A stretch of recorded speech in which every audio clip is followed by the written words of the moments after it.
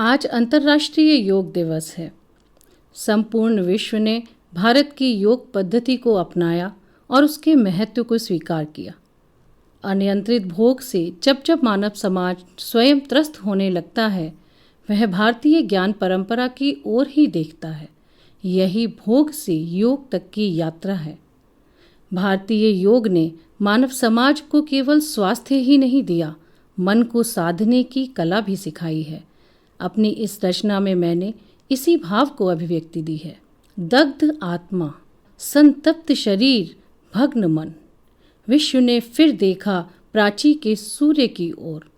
जब जब पश्चिम का बटोही थक जाता है अपनी अंतहीन यात्रा से और टूटने लगता है उसका धैर्य, भर भरा कर गिरने लगते हैं उसके स्वप्न, तब प्राची का ज्ञान सूर्य ही दिखाता है उसको मार्ग। वहीं पाता है वह विश्रांति, वहीं पाता है ठहराव। तन और मन के संतुलन को साधने की अद्भुत कला आदि शिव की जो धरोहर विश्व धारण कर चला। प्रगति के घटाटोप ने लील लिया जब मानव को, फिर यही सभ्यता संयम की उबारती पुनः और देती है संदेश। अनियंत्रित कुछ भी न हो, ज्ञान विज्ञान या भोग, सब मनुज हित को बने, कल्याण की गंगा बहे, संयमित हो प्राण, विकास और मांगल्य का ऐसा बने योग। योग के माध्यम से जब बात सूर्य की आ ही गई है, तो जिक्र चांद का भी आना चाहिए। दोनों प्रकाश पुंज हमारे जीवन में अलग अलग महत्व रखते हैं, परंतु तत्वतः एक ही प्रकाश की अभिव्यक्ति होते हैं। इसी भाव को अभिव्यक्त करती मेरी इस रचना का आनंद लें। सूरज और चांद एक ही प्रकाश की दो अभिव्यक्तियां हैं। सूरज और चांद एक ही प्रकाश की दो अभिव्यक्तियां हैं। एक शीत से कांपते मन को उष्णता देता है, तो दूसरा दग्ध मन को प्रदान करता है शीतलता। एक के प्रकाश में स्वर्णिम हो चमकता है विश्व, तो दूसरे का प्रकाश श्यामल जगत को देता है धवलता अपनी रजत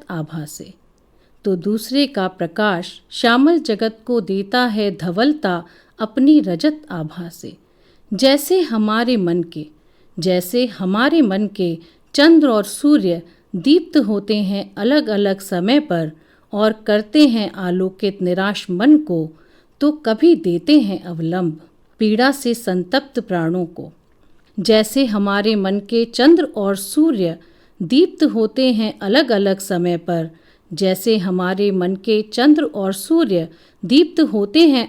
समय पर, और करते हैं आलोकित निराश मन को, तो कभी देते हैं अवलंब पीड़ा से संतप्त प्राणों को। एक का स्पर्श करता है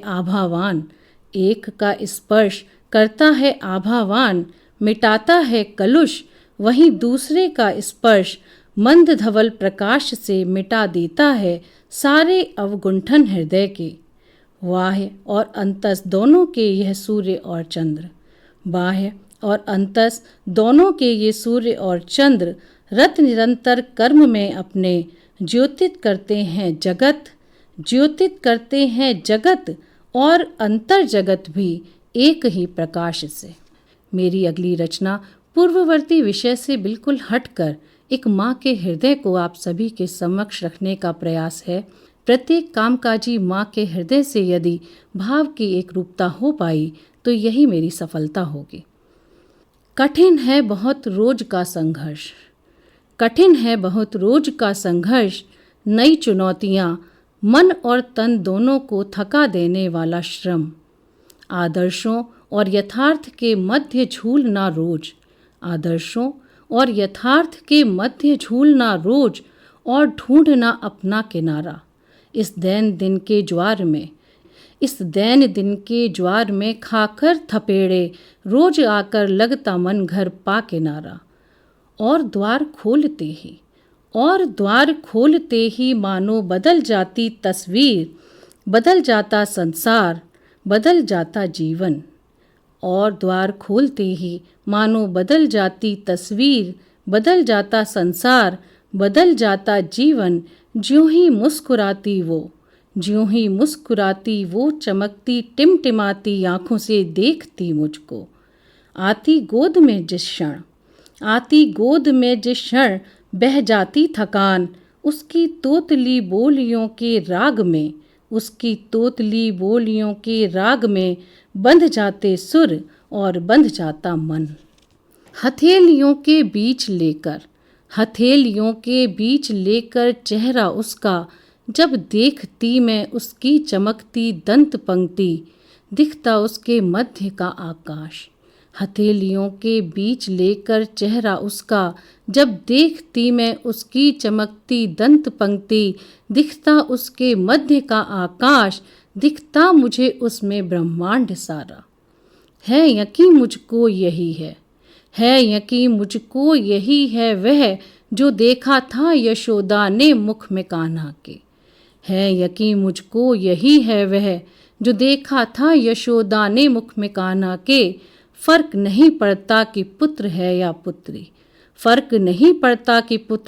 पुत्री, प्रत्येक माँ की यह अनुभूति है संपूर्ण सत्य। और समाहित इस सत्य में ही विश्व सारा। स्त्री हृदय की पहचान है यह ममता। समय कितना भी बदल जाए, माँ की ममता का भाव अपरिवर्तनीय है। यह अवश्य है कि आज प्रगति के साथ आज की शिक्षित विवेकशील नारी इस दायित्व को वहन करने में और भी समर्थ हो गई है। पर आज की यह शिक्षित नारी समर्पण लो सेवा का सार, सजल संस्कृति का पतवार में विश्वास नहीं करती। स्वयं को होम कर देने वाली नारी आज आत्मसजग हो गई है। वह प्राचीन उपमानों को धता बताती हुई अपनी तार्किक शक्ति के साथ आगे बढ़ रही है। मेरी यह कविता ऐसी तर्कशीला आत्मसजग नारी के विचारों की अभिव्यक्ति है। समर्पण का गीत नहीं लिख पाई मैं कभी, क्योंकि स्वयं को समर्पित करने जितनी चाह और विश्वास पनपा ही नहीं कभी हृदय में। दो का एक आंख लगना क्या होता है, या किसी के रंग में सरोबार हो अपना रंग भूल जाना कैसा होता है। मेरी सजग आत्मचेतना नहीं होने देती किसी के प्रेम में पागल कि डूब जाना चाहूं। मेरी सजग आत्मचेतना नहीं होने देती किसी के प्रेम में पागल कि डूब जाना चाहूं बिल्कुल उस प्रेम कुंड में, या कर दूं खुद को होम। थोड़ा कम प्रेम मिले तो भी चलती रहेगी जीवन यात्रा, पर अपनी आत्मचेतना को भुला देना संभव नहीं मेरे लिए। जब घर घर में व्यक्ति कोरोना से ग्रसित था, तब मैंने यह कविता लिखी थी। आपके साथ में अपनी अनुभूति बांट रही हूँ। रक्त बीज लौट आया है नया रूप लेकर। एक एक बूंद से असंख्य दैत्य निरंतर फैलाए अपना विशाल मुख, लील रहे जीवन मनुष्य का। एक एक बूंद से असंख्य दैत्य निरंतर फैलाए अपना विशाल मुख, लील रहे जीवन मनुष्य का। छटपटाता मानव समाज आदि शक्ति के चरणों में करता वंदन निवेदन। माँ चंड के लील ले इस दानव की देह, असंख्य जीवित कणों का कर भक्षण, पुनः मानव जीवन को कर रक्षित दे स्वास्थ्य। इस रक्त बीज का निःशब्द अट्टहास भयभीत किए सभी को, इसकी नाद विहीन गर्जना के कारण इसके होने का त्रास भय संतप्त किए मानव हृदयों को। देवी रूप धरे, किंतु देवी रूप धरे अनेकों अनेक सेवक समर्पित हो लगे हैं उद्धार में मानवता के उसी दैवीय ऊर्जा से युक्त, उसी दैवीय ऊर्जा से युक्त जो करती है दानवों का नाश, जो करती है दानवों का नाश।